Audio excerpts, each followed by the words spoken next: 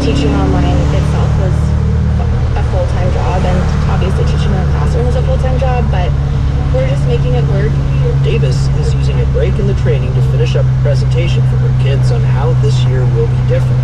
Desks spaced apart, a shortened school day to allow for more online work. Masks will be encouraged, but not required, except on school buses. In fact, Davis is one of only a handful in this crowded library wearing them. She commutes an hour each way from Boise. I know that there's very few cases of COVID in Grandview, and so I don't want to be the one coming from Boise bringing COVID into the community, but I will absolutely wear my mask while I'm teaching and all the time. There are fewer than a dozen known COVID-19 cases in the two farming towns of Bruno and Grandview. This isolated school is literally surrounded on three sides by cornfields. And then if you walk out the back door, you're looking at the Snake River. Superintendent Ryan Cantrell says when they abruptly went to online only last spring, some of his students dropped off the map. Learning suffered, especially in outlying areas where there's little or no internet. There's a general consensus of let's get the kids back in here so that we can find out where they're at, how we can help them. Cantrell is telling his staff that last-minute decisions will be the norm this year. They're staggering classes to avoid crowded hallways. He'll also work closely with the local public health district to do contact tracing. But Cantrell is realistic about the plans. I think it's probably just a matter of time before it'll impact all virtual. I expect almost immediately to have to start making decisions about who comes to school, who's quarantined, what do we do about Mrs. Smith's class, do we need to shut the school down for 2 weeks? This is the uncomfortable reality in Idaho, where most state leaders want businesses and schools open. Idaho is one of the reddest states in America, with a big red mark next to it now as having one of the nation's fastest growing rates of infections. Republican State Senator Stephen Fain is vice chair of the Education Committee here. At a recent hearing, he pushed a bill that would take authority away from those local health districts so they can't enforce school closures or mask orders. Listening to experts to set policy is an elitist approach. I'm very fearful of an elitist approach. I'm also fearful that it leads to totalitarianism. The argument is that local school boards should have the final say, not public health experts. There's a lot of people that are willing to go back to school, willing to go back to work, and yet we're letting a few fearful people control the lives of those of us that are not fearful. In the Bruno Grandview district anyway, there is certainly some fear about the virus, but they're also worried about students not learning. The district has long been labeled as poor performing, and things had started to turn around until the virus. This is another pressure point for schools across the country. There's no clear blueprint on how to go forward.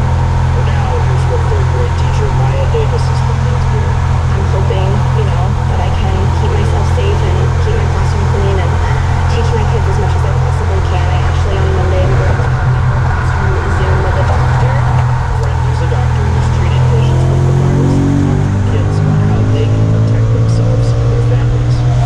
Kirk Ziegler, NPR News, Boise.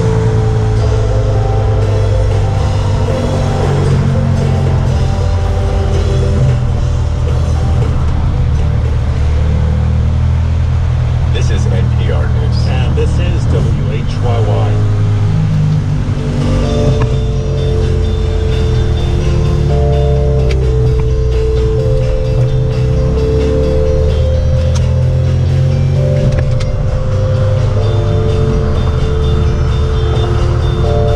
It's 8:19. It's a Monday. I'm John Weber, sitting in for Jennifer Lynn. So happy that you can spend part of your day with me, even despite the fact that it's a Monday.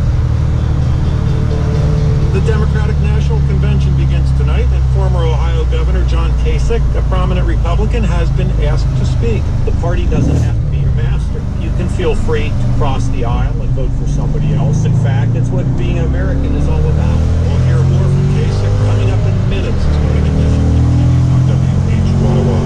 WHYY thanks M&T Bank and Wilmington Trust for generously supporting WHYY's enhanced news and educational services in response to the pandemic, and for helping WHYY keep the community together in this time of social distancing.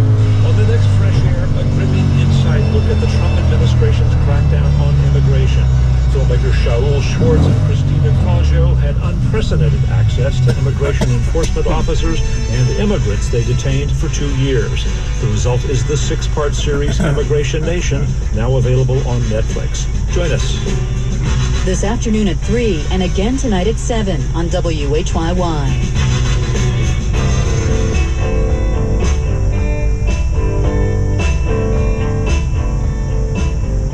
Public media fans support companies who support public media. Get the word out about your organization on WHYY. Call 215-351-1223 or visit WHYY.org/sponsor. 64 degrees, sunshine. You're listening to Morning Edition on 90.9 WHYY, your NPR member station. Good morning. Support for NPR comes from this station and from Eric and Wendy Schmidt through the Schmidt Family Foundation, working together to create a just world where all people have access to renewable energy, clean air and water, and healthy food. On the web at theschmidt.org. From MD Anderson Cancer Center, offering lymphoma treatments, including CAR-NK therapy. More at mdandersonlymphoma.com. From EBSCO, Dynamed and Micromedics with Watson, developed by EBSCO and IBM Watson Health, working to enhance clinical decision support at the point of care. More at dynamedics.com. And from the William T. Grant Foundation at wtgrantfoundation.org. It's Morning Edition from NPR News. I'm Noelle King. And I'm David Green. The CDC is estimating that we can see a death toll from the coronavirus hit 200,000 in the United States by Labor Day. Already 170,000 people have been killed. There are renewed calls for vigilance, social distancing, masking. This is especially as more states aim to open schools and colleges. Here's Allison Martin joining us this morning to talk about what's happening. Good morning, David. So if you look at the numbers right now, what are you learning and where might we be headed? Sure. Nationwide, we're at about 52,000 new cases a day on average. That's about a 15% decline compared to where we were early August. So that's an improvement. But we still have had over 1,000 deaths a day, David, every day for the last 2 weeks. So bottom line here, the U.S. has had more confirmed cases than any other nation in the world. Former FDA Commissioner Scott Gottlieb said yesterday on CBS, we seem to have a persistent level of infection. What's happening is as the cases start to decline in the southern states, Arizona, Texas, Florida, we're starting to see infections pick up in other parts of the country. California is still increasing. Really the only state that seems to have come down quite a bit of the epidemic Sunbelt states is Arizona. And we now have 14 states with positivity rates above 10%. So there's still a lot of states with pretty high positivity rates. And until more states get their positivity rates way down into the single digits, as New York has. New York is now down to under 1%. The riskier it is, open schools and workplaces. So one strategy is to move towards more frequent and faster diagnostic tests. Well, that seems to be happening, right? I mean, over the weekend, the FDA approved some kind of saliva test. I mean, could that be a big help here? Yes. Hopefully that could lead to faster results, and the faster they've infected people are identified, the better, right? This has been a major challenge in all of the silent spreading and testing delays, and there's a growing consensus that frequent testing is a way to do this, and that we can do this. The saliva test was developed at Yale University with some research support from the National Basketball Association. The idea is that this will make it easier to be tested. You just spit into a cup. And on the lab side, it's a faster, streamlined process that should be cheaper. So labs across the country can now begin to use this test now that it's been authorized. And it comes, David, just as many colleges that you said at the beginning are starting to reopen, some students returning to campus. UNC Chapel Hill, for instance, opened a week ago. The semester started last week. And already there have been outbreaks of COVID-19 clusters reported in residence halls. Another reported over the weekend at an off-campus fraternity house. So, this is just one example. And it's early days. But by winter, it could get messy, especially when we move into flu season. So there's going to be a big push for flu vaccinations. But that's not for coronavirus, right? I mean, we should say a flu vaccine can't protect you against the coronavirus. That's right. But think about it. If COVID cases rise as more people spend more time together indoors and the flu could start to spread too, well, then hospitals could get overwhelmed. So, typically the push for flu shots starts later in, September or October. But don't be surprised, David, if you start hearing a lot about the flu vaccine now. I've spoken to pediatricians who say they're concerned because, kids have skipped well visits during the pandemic. They've fallen behind on vaccines. So pediatricians want to get families in for flu shots and other vaccines. And some manufacturers are actually increasing their production of flu shots in anticipation that more people will get the shot. I mean, it's difficult to predict what the flu season will be like.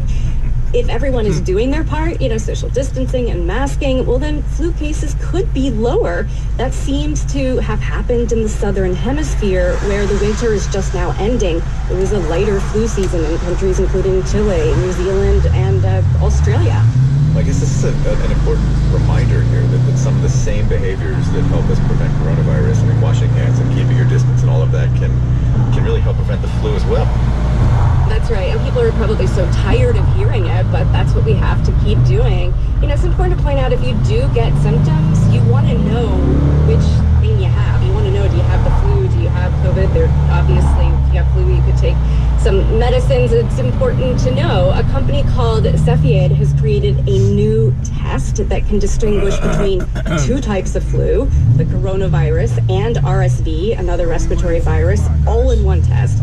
I spoke to the company's chief medical and technology officer,